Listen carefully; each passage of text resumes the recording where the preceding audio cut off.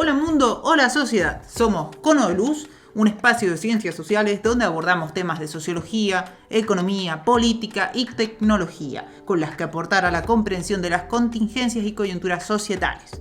Quien les habla es Jess y me acompañan Damaris y Gabriel. Buenos días, buenas tardes o buenas noches. Soy Damaris. Yo soy Gabriel, un saludo. Y bueno, quien se presentó, Jess, todo un gusto realmente estar acá en este primer episodio. Un ¡Vamos! aplauso.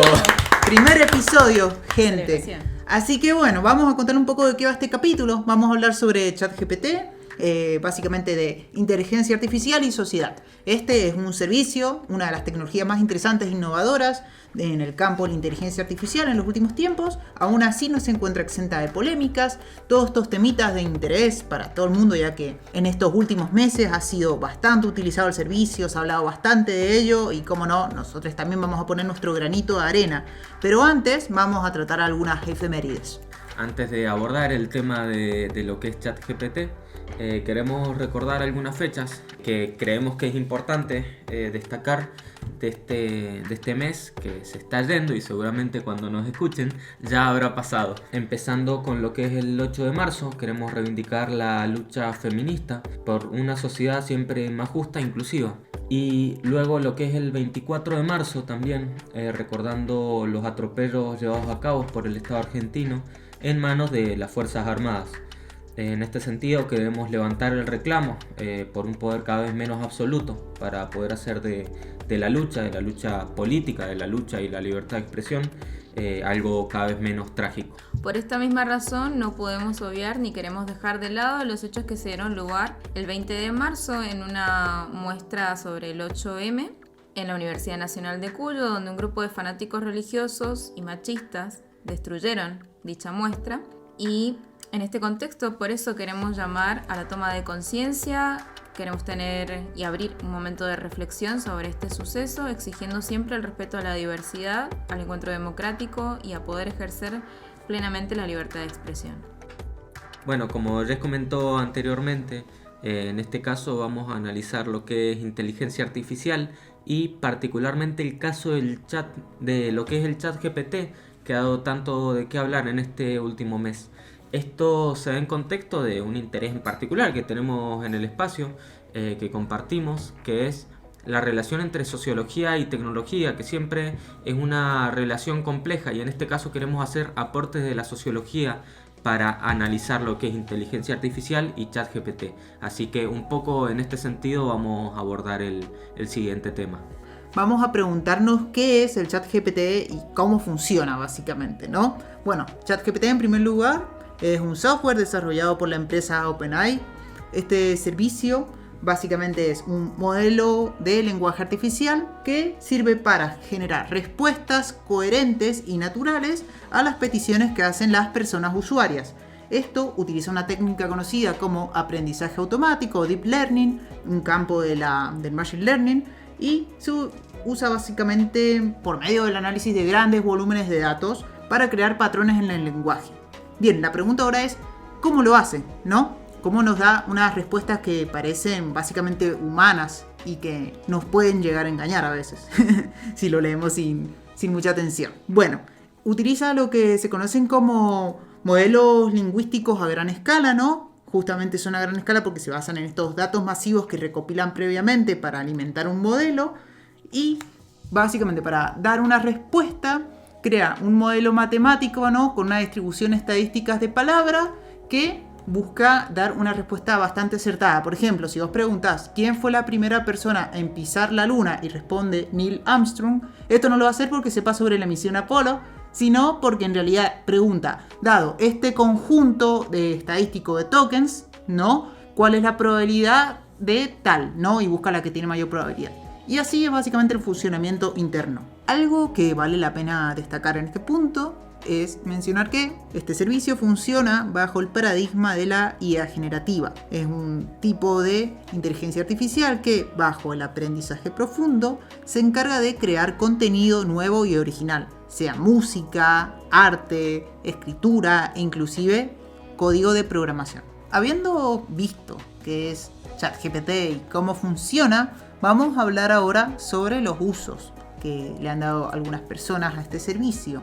En particular, nos estamos valiendo de unos datos de la revista Nature, quien hizo una encuesta a sus lectores. Por lo tanto, sabemos que estos resultados no son representativos a la mayoría de personas que utilizan este servicio y pues que todas estas personas se dedican a la investigación, a la ciencia. Entonces, de las 672 personas que respondieron a la encuesta, alrededor de un 80% han utilizado en algún momento ChatGPT o servicios similares de IA. Una quinta parte utiliza estas herramientas con regularidad. El 8% afirma utilizarlas a diario y el 14% varias veces por semana. Alrededor del 38% de los encuestados conoce a otros investigadores que utilizan estas herramientas para la investigación o la docencia. Bueno, vamos con los datos que nos han parecido más sorprendentes, que es que el 57% de estas personas han utilizado este servicio, pero para fines recreativos, es decir, nada de investigación, nada de ciencia, no, para recreación, simplemente. Y de todas maneras, las personas que sí lo han utilizado para hacer ciencia, la gran mayoría lo han utilizado para llevar a cabo tareas que son usualmente más tediosas o aburridas en este ámbito de la investigación. Un ejemplo de ello son la redacción de resúmenes, abstracts para artículos y entre otras menciones destacadas de usos han sido para solicitarle la herramienta bibliografía. Por ejemplo, soy una persona que está trabajando cuestiones de epidemiología, me interesa buscar literatura reciente sobre esta cuestión, esta materia, se lo pido en un prompt a ChatGPT y me da toda una lista que parece bastante acertada, detallada, con autor, año, título, o sea, hasta en normas APA se lo puedes pedir. Pero, ¿qué pasa? Muchos investigadores se han quejado que este tipo de consultas abiertas ha derivado en literatura ficticia, que no es real, que no existe. Esto no podríamos charlarlo, qué tan problemático es. En todo caso, sabemos que es información que no es real, que de hecho podría generar inconvenientes a la hora de investigar. Pero bueno, sabemos que en el ámbito de la ciencia solemos revisar en detalle un poquito como lo que estamos leyendo, utilizando, y no vamos a poner citas de cosas inexistentes, o tal vez sí, de hecho hay algunos casos escandalosos sobre lo mismo. Pero bueno, esto por mencionar que es una de las complicaciones y límites de la herramienta.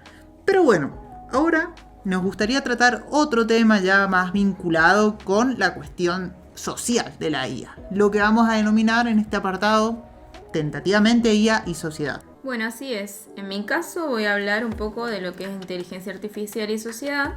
Y un poco la idea aquí no es hacer un camino histórico, un recorrido histórico muy extenso, pero voy a mencionar que la inteligencia artificial tiene una historia de larga data. Arrancando en el 50, podemos hablar del fenómeno, digamos, y el impacto que tuvo lo que actualmente se conoce como el test de Turing. Y luego podemos de eso mencionar en los 70 y los 90 lo que también se ha llamado el invierno para la inteligencia artificial. Es decir, una caída, un momento y una época de cierta resistencia, con un posterior boom tecnológico en los 90, acompañado de las innovaciones que nos trajo el Machine Learning. Sin ir más lejos, la intención también de este apartado no es seguir indagando sobre detalles técnicos, sino mencionar un poco cómo ha sido el paso de la inteligencia artificial, cómo ha crecido su complejidad a lo largo de la historia y cómo esto ha incidido en la sociedad. En el 2010 también tenemos por otra parte un momento de reactivación nuevamente de la inteligencia artificial con un mayor desarrollo más complejo sobre las redes neuronales. Sin embargo, no voy a detenerme sobre detalles técnicos y mucho menos ahondar en un detalle histórico sobre la inteligencia artificial, porque más que nada este apartado pretende traer un poco la reflexión de lo que ha sido esta amplia relación humano-máquina. Entonces por eso voy a detenerme sobre lo primero que mencioné, sobre el test de Turing, y definirlo como un examen que es para medir la capacidad de una máquina para exhibir un comportamiento inteligente similar al humano. Básicamente, y en resumen, lo que propuso Turing es que un humano evalúe conversaciones dadas en lenguaje natural entre un humano y una máquina. Y el humano lo que tiene que hacer es convencerse de que quien habla es humano, es decir, distinguir cuándo es un humano el que interactúa y cuándo es una máquina. En el caso de que hubiera una confusión muy clara y muy evidente, se consideraría que se ha pasado esta prueba, que se ha pasado este test. Hasta ahora ninguna máquina ha logrado, digamos, entre comillas, confundir al humano, ¿no? Para poder distinguir esta relación, ¿no? Y un poco la idea de esta instancia del podcast es reflexionar nuevamente sobre lo que es la relación entre los humanos y las máquinas y hasta dónde nos ha traído hasta ahora, ¿no? Como con todos sus momentos en la historia, cómo el desarrollo complejo de estas herramientas y de estos recursos se mete en nuestras vidas, influye de forma muy directa en la sociedad y en nuestras interacciones también a nivel social, porque no vamos a tener una charla filosófica, pero la verdad que es un punto interesante y me parece un punto interesante traerlo a colación, el debate sobre hasta qué punto o qué criterios entran para hablar de una interacción humana o una interacción de una máquina en términos de lenguaje y en términos de, no sé, de idioma y demás. Creo que son temas interesantes para reflexionar, al menos aquí no podríamos hacer más que especulaciones, porque como vemos, el boom del ChatGPT es uno de los tantos momentos históricos de la inteligencia artificial en los cuales se está impactando socialmente y está generando cambios a los cuales hay que adaptarse, a los cuales hay miedos, hay resistencias, hay adeptos y hay cada vez también una emoción, una expectativa, muchas veces pensando incluso en un futuro distópico, si se quiere, ¿no? Que puede ser más trágico o menos trágico. Sin embargo, esta relación me parece muy interesante y bueno, para añadir a esto también un dato de color dentro de esta definición y del test de Turing como para llevarnos una reflexión y llevarnos algo también en lo que pensar sobre lo que va a ser a futuro y lo que está haciendo actualmente este tipo de IAs. Un dato de color es pensar en el test de Turing a la inversa, ¿no? Como es el ejemplo del CAPTCHA, que varios lo conocerán o lo identificarán como este código que te pide cuando entras en un sitio web y básicamente está pensado para evitar que ingresen sistemas automatizados, ¿no? ¿Esto por qué funciona a la inversa? Bueno, porque pues detecta un movimiento, sea el movimiento del mouse, sea por la escritura de un código, por identificar imágenes o objetos en imágenes. A través de esto básicamente identificaría que es una persona quien ingresa a ese sitio, quien descarga contenido de ese sitio o sube contenido de ese sitio y no un sistema automatizado que podría, bueno, alterar los objetivos, digamos, o lo que sea, ¿no? Derechos de contenido, demás, en ese sitio web. Como esto lo hemos visto en diferentes modos también de verificación y de identificación, cada vez se van complejizando un poco más y empezamos a ver estos diferentes formatos, ¿no? De la inteligencia artificial, con a la inversa o no, ¿no? Para detectar, digamos, el movimiento o el usuario humano. Uh-huh. Pero también esto, ¿no? En la identificación de imágenes, videos, objetos. Esto del aprendizaje que mencionaba anteriormente Jess se ve en continuo proceso y en continuo cambio y acumulación, y veremos qué nos depara para el futuro. ¿Sabes qué comentaría en todo eso que mencionás? Que es muy chistoso ya que tratás el tema de los CAPTCHA. Es que en un momento esta herramienta se utilizó justamente para, por ejemplo, digitalizar contenidos de biblioteca. No sé si lo recuerdan cuando aparecían ciertos textos que era como, ¿qué dice esto? En realidad estábamos digitalizando nosotros, digamos, con entrada humana, y ahora estábamos alimentando un sistema de inteligencia artificial para que después, bueno, con un modelo dado, pudiera medir la predicción de cómo estaban midiendo las cosas. Y me parece curioso como nosotros mismos, en este proceso histórico que mencionás, somos las personas que pues inconscientemente como usuarios estamos pues contribuyendo a estas nuevas herramientas y después que las vamos a utilizar como algo wow, súper novedoso, y bueno, darnos cuenta de que también hemos estado trabajando como hormiguitas para ello. Totalmente, creo que entender que hemos sido parte del proceso es como la parte importante de entender un poco, al menos superficialmente, lo técnico y también lo histórico de esto para ver que hemos sido parte de este crecimiento y de este nuevo boom tecnológico. Bueno, en este sentido creo que está interesante entrar en el debate o al menos tomar una postura que hasta cierto punto creo que coincidimos bastante en el grupo con que estas herramientas, si bien traen su parte negativa, sus puntos negativos, que se puede relacionar a todo lo que es gestión de datos, todo lo que es vigilancia, todo lo que podríamos denominar gubernamentalidad algorítmica, también tiene estos puntos a favor. No hay que ver todo necesariamente como de forma sesgada y decir la gestión de los datos o los datos que le estamos entregando a la inteligencia artificial en definitiva son vigilancia y son un robo de información personal, sino que también a la vez es valorizar esa información en tanto conjunto de datos que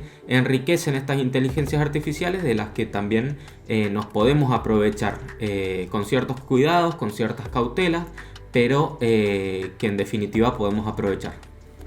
Bueno, y ahora, por otro lado, también quería mencionar respecto al plano económico, es la importancia también en términos sociales y en términos de ciencias sociales, seguir destacando qué implica estos cambios, qué implican estas adaptaciones, ¿no? Y bueno, básicamente vamos a pensar un poco en lo que tiene que ver con el mercado de trabajo. El mercado de trabajo se ha visto de alguna manera irrumpido por diferentes transformaciones a lo largo del tiempo, y sin dudas la tecnología es una de las variables más fuertes que ha incidido en el mercado de trabajo. Que ha incidido en cuanto a los perfiles de trabajo, en cuanto a los perfiles profesionales, en cuanto a la demanda y en cuanto también a las nuevas crisis laborales que se pueden dar. Por un lado crisis y por otro lado nuevos perfiles de trabajo solicitados, ¿no? Esto no es novedad para nadie y no traería nada nuevo, pero me parece un punto importante tocar el tema económico y el financiamiento y la inversión que esto implica en términos de gobierno, en términos de desarrollo responsable, en términos de formación tecnológica, y cómo esto de alguna manera va influyendo. Por dar un ejemplo, vamos a tomar un poco de El Economista, del portal del Economista, esta demanda de ingenieros en prompts o bibliotecarios en prompts. Básicamente los prompts tienen que ver con el modo en que pedimos o cómo realizamos las consultas a una inteligencia artificial, sean consultas relacionadas a tareas, a imágenes, pedidos de productos. Sería una especialización en este tipo de consultas y en este tipo de pedidos, ¿no? Valga la redundancia. Este es un ejemplo muy pequeño de todo el cambio que implica y de, bueno, nada, como dije antes, no voy a deshacer lo dicho. Este es un proceso de larga data y las transformaciones no son de un momento para el otro y no son tampoco a raíz de un producto en particular, como lo puede ser el ChatGPT. De alguna manera poniéndome como abogado del diablo. Estas transformaciones tienen mucho tiempo y la verdad es que hay que pensar tanto en cómo van a ser las nuevas adaptaciones, como dije antes, pensar en desarrollos responsables, pensar en los nuevos desafíos en términos académicos, desafíos en términos laborales y desafíos en términos de época, de políticas y de gubernamentalidad también. Y reflexionar un poco sobre esto, no más que eso, no traigo muchas novedades al respecto, más que por ahí este detalle de color de las nuevas especializaciones en prompts. Yo tengo acá una pequeña noticia del otro día. Bueno, un tema a mí que particularmente me interesa es el del sector de software y de servicios informáticos y en particular de la industria del videojuego. Y pues hace poco vi la noticia de que Ubisoft, esta empresa de videojuegos francesa, ¿no?, que tiene sede allí, ha empezado ahora a implementar inteligencia artificial en la reacción de guiones para sus jueguitos, ¿no? Pero no los grandes guiones de los grandes personajes, sino en NPCs, o sea, este tipo de personaje que en un mundo abierto o semiabierto está ocupando el espacio y que básicamente simplemente está ahí para estorbar a veces. No, mentira. Cuando jugamos videojuegos damos distintos usos a estos personajes, pero han habido muchas, ¿cómo decirlo? Como comentarios de personas muy ilusionadas por este tipo de nuevas tecnologías, pensando que van a revolucionar la interacción de los jugadores con el entorno, ¿no? En un mundo más inmersivo y más vivo en términos de reacciones, ¿no? Pero por el otro lado, pues se ha visto realmente de qué se trata, ¿no? Una de las cosas que se decían, por ejemplo, sucede un evento en un videojuego, ¿no? Por ejemplo, un NPC presencia un choque entre un vehículo y otro vehículo. Y se supone que va a decir, oh, ese tipo iba demasiado rápido, oh, qué pena. No, algo que no sucede naturalmente. Bueno, en realidad en los GTA hemos visto cosas similares, ¿no? Las reacciones. Pero la gente flasheó muchísimo, pensando que iba a innovar muchísimo, que las NPC iban a conservar memoria sobre los acontecimientos y poder hablar en consecuencia con ese conocimiento acumulado. Pero no, en realidad lo que se estaba viendo que sucedía era que simplemente van a generar como distintas pruebas de diálogo. Por ejemplo, si ha presenciado el accidente, simplemente va a haber un prompt que va a decir ha ocurrido un accidente y sos un peatón en la calle que está sorprendido. Van a decir, oh vaya, qué calamidad. Y así 10 resultados muy truchos realmente. Y lo que se ha dicho, un poco el miedo en el sector, ha sido con los escritores noveles de guiones de videojuegos, a quienes se teme que les resten el trabajo o que simplemente pues esto va a atacar un poco como el crecimiento laboral de esta persona, que solamente tenga que corregir los prompts, los resultados que ha dado la inteligencia artificial. Entonces, ¿cuál va a ser el progreso para esa persona que se está metiendo por primera vez como becaria o como junior en esos puestos? Bueno, algo, mientras yo comentaba el caso de los videojuegos, se me hizo muy interesante pensar que esto también les va a quitar el trabajo a las personas que hacen de masters en los juegos de rol. No, de una. En Calabozos y Dragones de repente no vamos a tener a esa persona que va a estar guiándonos a través de la historia, sino que simplemente podemos preguntarle a ChatGPT y que nos vaya guiando. Entonces va a tener una especie de objetividad, más no neutralidad, dejar eso claro, para guiarnos en el juego, porque a veces pasan estas cosas de que hay cierto favoritismo o hay ciertas cosas, y tal vez resolverlo con un chat GPT de por medio no sea una mala idea para quienes nos gustan los juegos de rol, siguiendo en el tema friki, ¿no? Totalmente. Bueno, me parece una excelente acotación, me parecen excelentes ejemplos. Y bueno, te pregunto, Gaby, en esta misma línea, ¿no? Dejando un poco resuelto el tema de los nuevos trabajos y todo lo que puede haber este tipo de cambios, ¿qué desafíos crees que puede traer a raíz? Bueno, con respecto a lo que tiene que ver con los efectos, entonces, creo que es importante, primero, retomar algo que creo que siempre está interesante retomar cuando hablamos de lo que tiene que ver con innovación o grandes cambios de época, y es volver a recordar un concepto de Schumpeter que habla de la destrucción creativa, la cual podríamos definir a grandes rasgos como que toda crisis a la vez es oportunidad, ¿sí? En este sentido, me parece que está bueno pensar que, como decía anteriormente, todas tecnologías tienen sus puntos negativos, pero también tienen sus puntos positivos, y ahí está bueno un poco equilibrar. En ese sentido, quiero tomar también una pregunta que se hacía Wetzler, un CEO argentino que en Forbes Argentina, en una nota publicada por Forbes, se hacía la siguiente pregunta: ¿qué pasaría si por el exceso de inteligencia artificial nadie comenzara a dibujar, a escribir o a programar?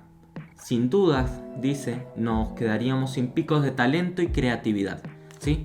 Quiero retomar esta cita para pensar qué dificultades trae la inteligencia artificial, además de la cuestión laboral, como planteó Damaris anteriormente. Claramente trae ciertas dificultades a nivel social en general. Y en este sentido quiero plantear dos dificultades. Primero, lo que es la brecha digital, o lo que tiene que ver con los efectos de la brecha digital en relación con la incorporación de la inteligencia artificial, y por el otro lado, los efectos sobre la subjetividad ante el mal uso de la inteligencia artificial, o como plantea Wetzler, los excesos de uso de inteligencia artificial.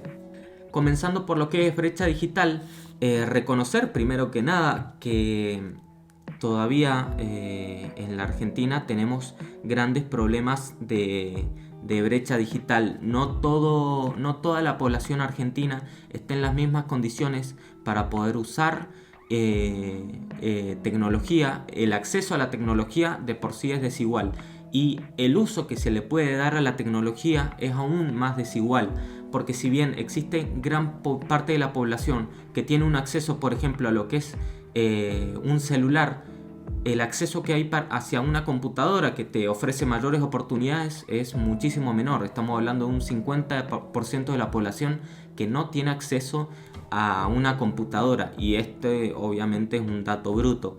En general, cuando vamos a los sectores específicos y a distintos grupos sociales, es mucho más alarmante la cifra. En lo que tiene que ver también con el uso que se le da a la tecnología, va en el mismo sentido.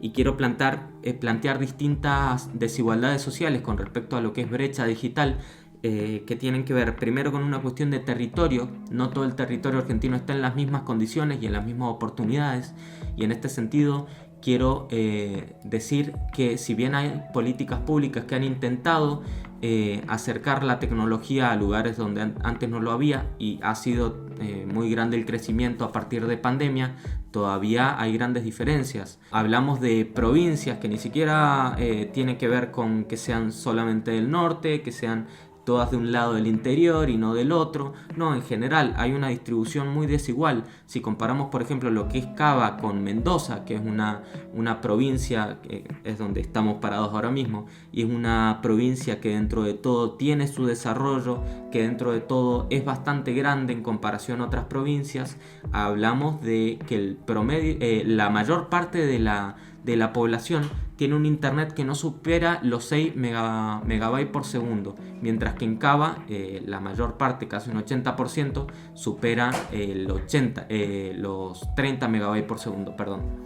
Estas desigualdades territoriales se expresan en todo el mapa argentino, y esa es una brecha digital importante. Después, la brecha generacional. Las poblaciones de generaciones más avanzadas claramente no están en las mismas posibilidades u oportunidades que las nuevas generaciones. La desigualdad de género también es una desigualdad que se expresa en términos de alfabetización digital, en términos de brecha digital, y los números así lo demuestran. La desigualdad de clase claramente es algo que está totalmente atravesado por la alfabetización digital.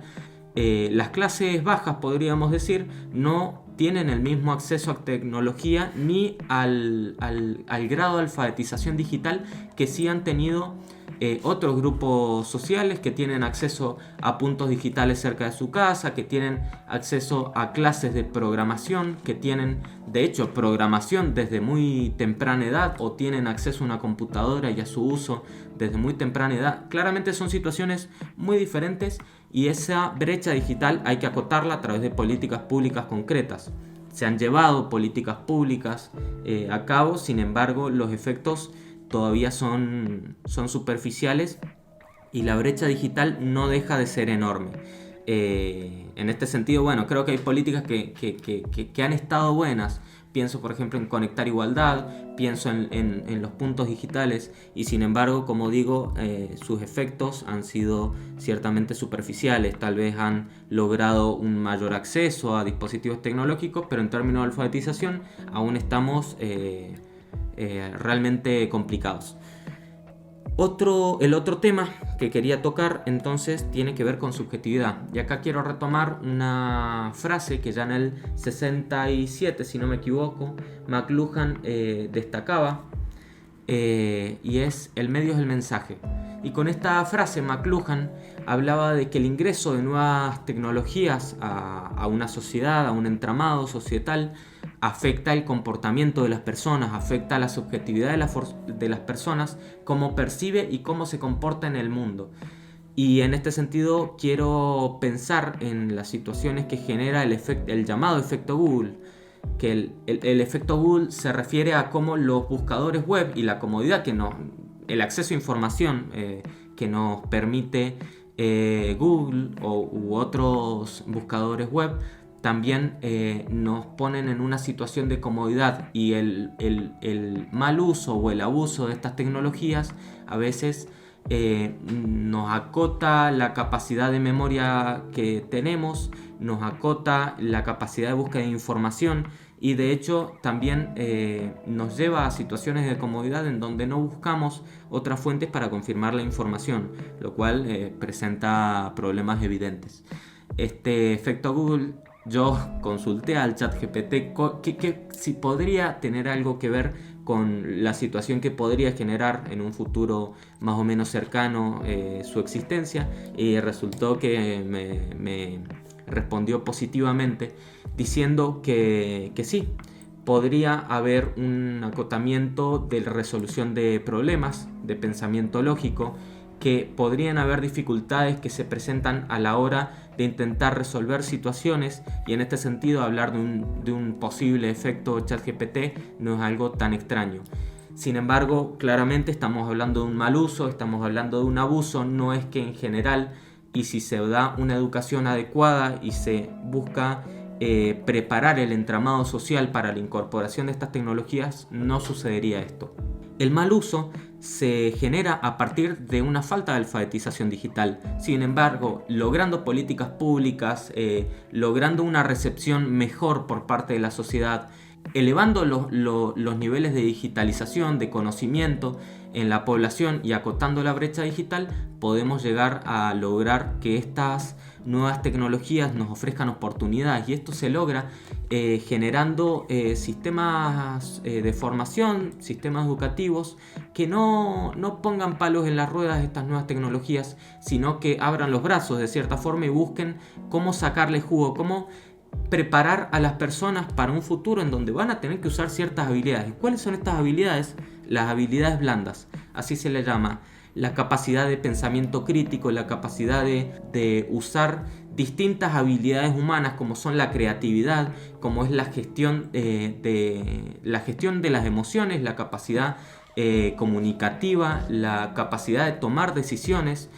Todas estas habilidades, todas estas capacidades son habilidades que las personas van a necesitar en un futuro, y logrando generar un ambiente en donde estas habilidades blandas estén presentes y estén dispuestas a utilizar las nuevas tecnologías en pos de lograr nuevas oportunidades, de lograr nuevas ideas, de crear distintas cosas, ahí es donde radica realmente la oportunidad en este proceso de destrucción creativa que nos presenta ChatGPT. Así que retomar esta pregunta que se hacía Wetzler de qué pasaría si por el exceso de inteligencia artificial nadie comenzara a dibujar, a escribir o a programar. No hay que llegar a esa situación. Hay que lograr una alfabetización digital efectiva para que las personas puedan y sean capaces de, a través de sus habilidades, lograr creatividad, lograr tener talento, lograr ubicar estas nuevas tecnologías y dibujar, escribir y programar a través de la creatividad humana, generando nuevas ideas. Bueno, habiendo tratado toda esta cuestión de la creatividad en el trabajo, que realmente es algo que vale la pena valorarlo en este contexto, ¿no? Donde el desarrollo de las habilidades blandas son las que realmente van a poder poner toda la onda sobre el potencial que realmente tienen estas herramientas, ¿no? No la mera automatización, sino básicamente el aporte humano que podemos darle. Lamentablemente tenemos que hablar del otro lado de estas herramientas, más que nada del lado del backend, si se quiere, o del trabajo que hay detrás, ¿no? Porque OpenAI, ¿no? La empresa que lanzó ChatGPT, se sabe que en distintos países de lo que podríamos denominar tercer mundo, como por ejemplo Venezuela, Kenia, entre otras, pero esto particularmente sobre Kenia, contrataba a trabajadores que le pagaban menos de $2 la hora para que se encargaran de tareas más manuales, ¿no? Desde leer y clasificar artículos de internet, noticias, entradas de texto de distintos tipos para alimentar este sistema. Y pues bueno, resulta que todos estos textos y contenidos tienen información que resultaba pues bastante chocante, perturbadora, pues bueno, hasta ahí lo dejamos. El tema es que este tipo de contenido pues claramente provocó graves problemas psicológicos sobre estas personas, ¿no? Desde problemas para dormir, ansiedad, depresión, estrés, muchos malestares de esta índole. Entonces las personas, pues jefas, patrones, se dieron a la tarea de contratar a terapeutas, psicólogos para poder contener a sus empleados, pero finalmente no fue posible. Este tratamiento no sirvió para nada, se probó y tuvieron que terminar con este contrato antes de que esto escalara a mayor y se hiciera un escándalo. Bueno, respecto a este último tema, ¿no? Hablando de escándalos y hablando un poco del tema ético y de las preocupaciones éticas que pueden traer este tipo de transformaciones, un poco volviendo al inicio de este podcast, el inicio del tema que tratamos, en términos de trabajo, en términos de datos, en términos de educación. Parte de las preocupaciones éticas que traigo a colación en esta vez, en esta oportunidad, vienen un poco de la mano de una interacción con el ChatGPT. Esta interacción, bueno, obviamente dada a través de ciertas preguntas con este sistema, pude de alguna manera indagar y resumir. No voy a traer, digamos, toda la conversación aquí al tema, pero pude resumir un poco qué tipo de problemas pueden haber alrededor de esta componente ética. Viene un poco a raíz de ver la especialidad de la sociología y su relación con la inteligencia artificial, un poco invitándola a especular a futuro cuál puede ser su función, su rol, sus potencialidades y sus debilidades o dificultades, ¿no? Claramente siempre va a ser destacable, y esto por hacer un paréntesis, para la sociología el término de las técnicas y las metodologías que emplea la sociología siempre va a ser destacable en este campo, sobre todo las técnicas cuantitativas y la metodología cuantitativa, ¿no? Todo lo relacionado a la estadística, pero también tenemos las metodologías cualitativas. En este sentido es que podemos pensar a la inteligencia artificial y al desarrollo de las plataformas y los software que están surgiendo y que están trayendo todo este debate y están tan en boga, el tema de la eficiencia por el tiempo, ¿no? Entonces, un poco conectando el debate ético con este potencial de eficientizar los trabajos, de facilitar o de ser facilitadores, estas herramientas, ser facilitadoras de nuestros trabajos.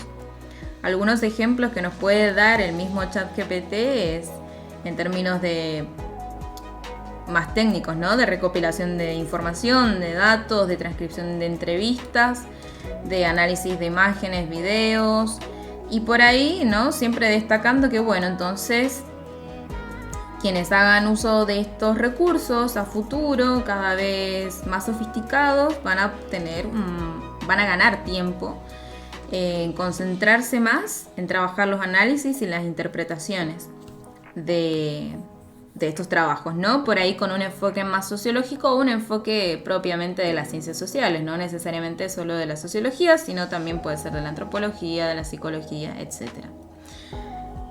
El debate ético sería aquí pensar las ganancias en términos de tiempo, de eficacia, de eficiencia y de facilitación del trabajo, como había mencionado, pero también pensar cuáles son los riesgos para el campo de las humanidades.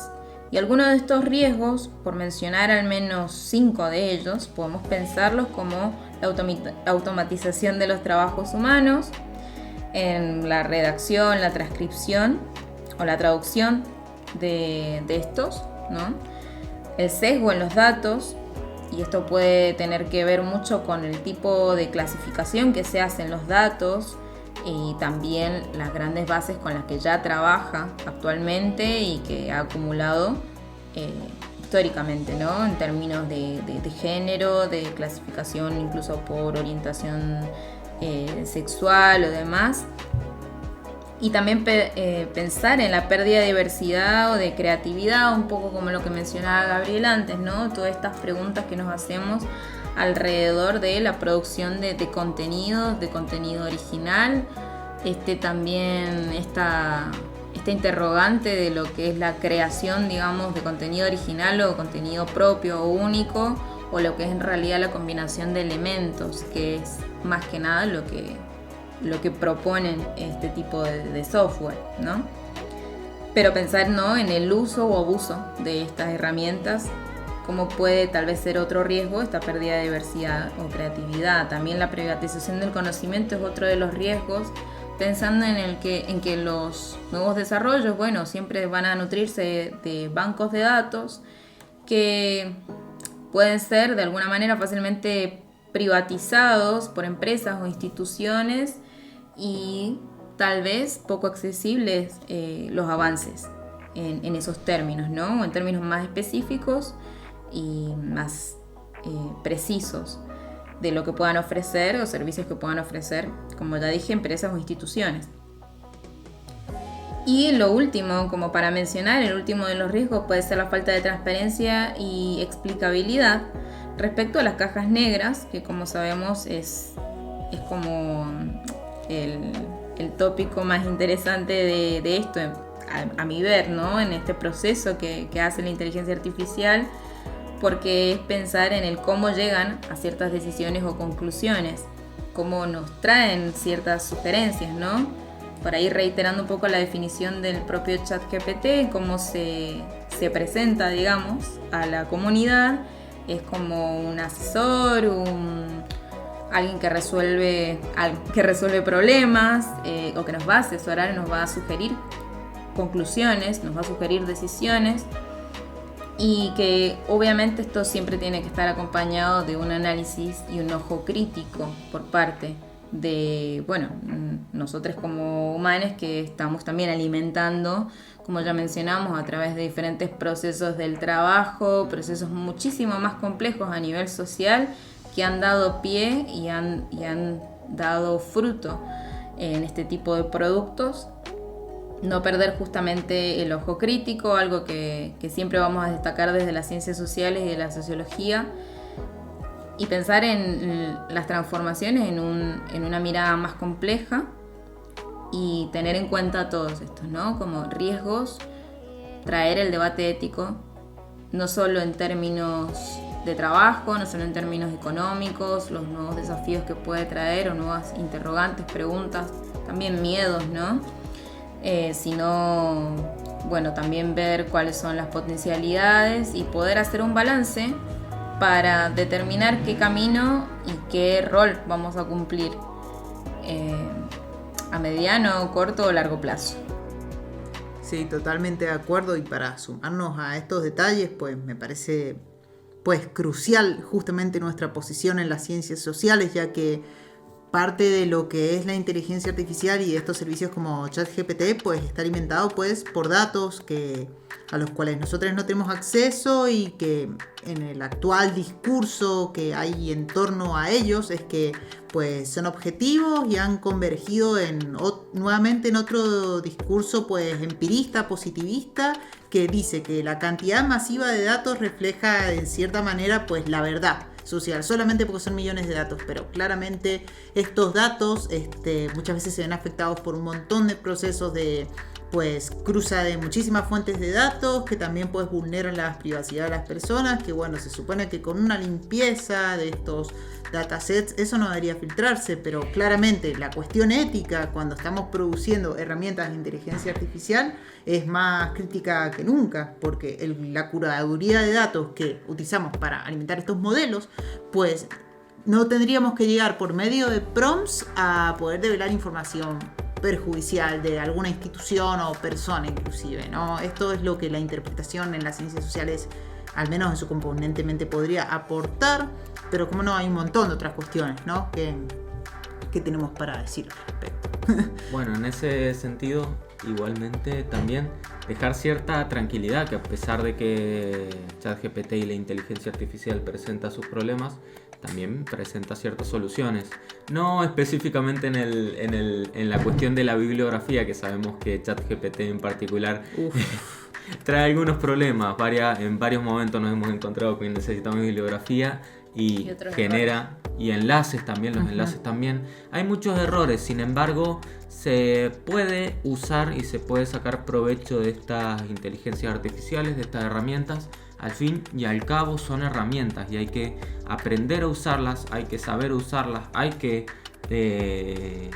usarlas porque si no las usamos van a seguir ahí, y hay que intentar que la sociología en este sentido sea un poco más abierta y sepa comprender que todos los avances tecnológicos también traen ciertas ayudas, traen ciertas facilidades y pueden aportar a la interpretación sociológica, pueden aportar al análisis social, y la imaginación sociológica, las habilidades sociológicas no por eso quedan desestimadas, al contrario, sino muchas veces potenciadas e eficientizadas.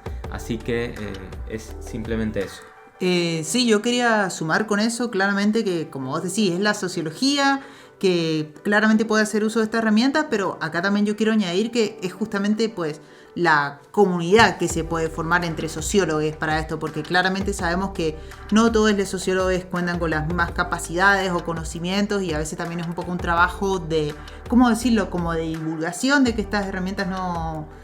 pues tienen sus pros y sus contras. Sí, en ese sentido estamos, por supuesto, así que pues nos encanta justamente tratar estos temas, pues nos encantaría pues aconsejarnos mutuamente entre nosotros, ver qué cosas se pueden hacer con la inteligencia artificial, ¿no? Porque pues claramente esto es algo que no se ha visto mucho, al menos en las ciencias sociales argentinas, al menos cuando vos ves su trayectoria histórica, ¿no? Así que pues vale la pena que si nos empezamos a ocupar de esto, pues que compartamos inquietudes, conocimientos. Para eso, pues desde nuestro espacio estamos a total disposición para compartir todas estas pues dudas, pero también potencialidades y, como no, pues cuestiones relacionadas con la metodología, por ejemplo, ¿no? Que es algo que al menos sabemos que desde nuestro lugar lo trabajamos muchísimo.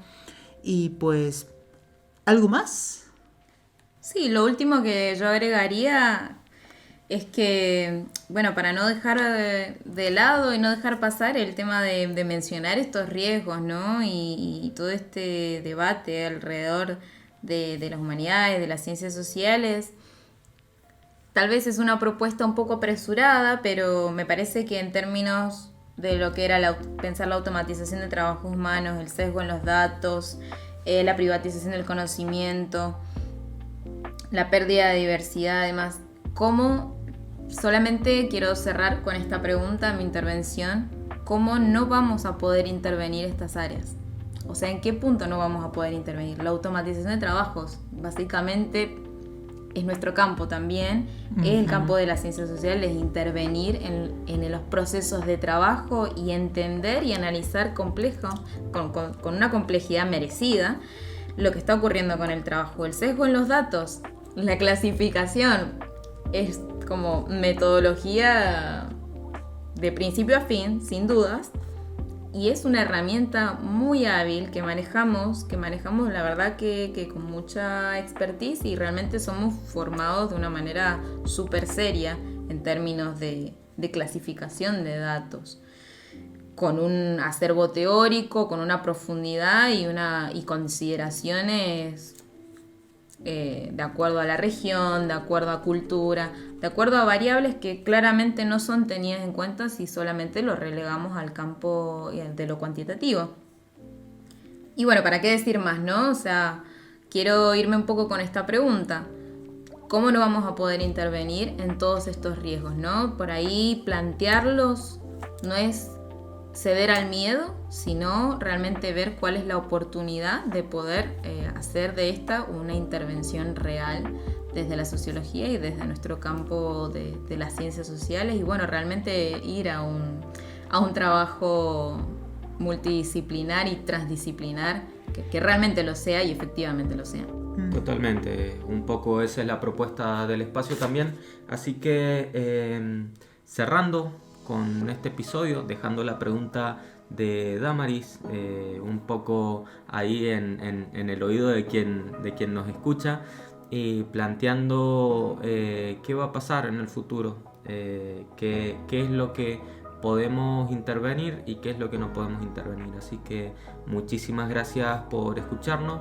Este ha sido el primer episodio de del podcast de Cono de Luz, del espacio, del multiespacio de ciencias sociales y sociología en particular.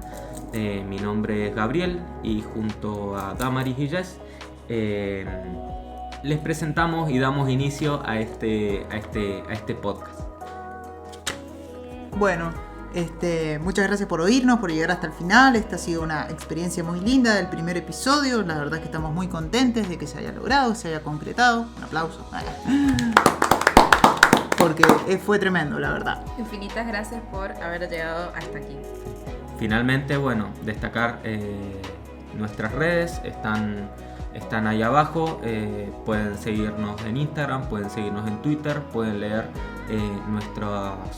nuestros artículos en el blog, así que les esperamos y supongo que para un próximo episodio también. Sí, cómo no, y claramente les hacemos las preguntas ahora a ustedes, que es si hay algún tema que les gustaría que tratáramos, ¿no? Que trabajemos. Siempre estamos dispuestos a escuchar propuestas porque pues nos interesa todo este mundillo, así que además de las redes sociales para contactarnos, también tienen nuestro correo que es espacio.conoluz@gmail.com, y si no, también tenemos un número de teléfono para WhatsApp y para Telegram, recibimos ahí también mensajes. El número es 261-253-1868. Sin más que agregar, nos despedimos.